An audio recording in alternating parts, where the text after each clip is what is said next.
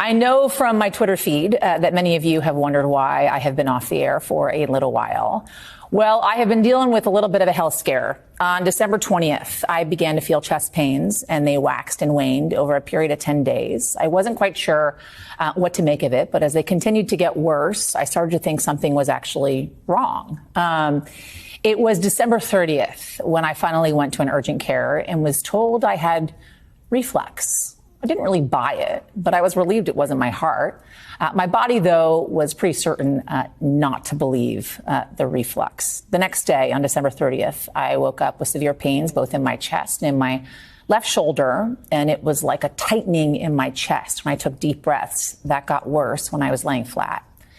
I knew enough at that moment to understand that it could mean, could is the key word here, that I was having a heart attack, especially because it was happening in the left part of my shoulder. I want to remind you, I run 7 miles 3 to 4 times a week, or I did. I do yoga. I don't eat meat. I don't smoke.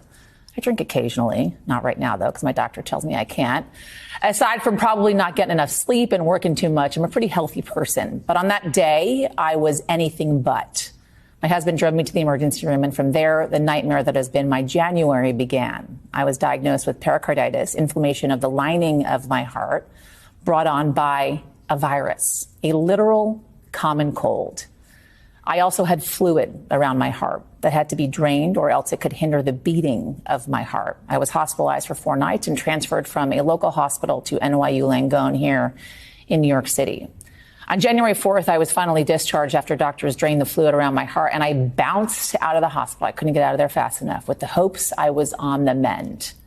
But that was not the end. 3 days later, I was readmitted when I felt a flutter in my heart, like a butterfly. It was inside my chest. They determined I had developed myocarditis, inflammation of the actual heart now, the heart muscle. I remember being shepherded through the emergency room and wondering, is this it? It wasn't, thank God. Instead, I spent 5 more days in the hospital where they ran a battery of tests, adjusted my meds, and made sure nothing else was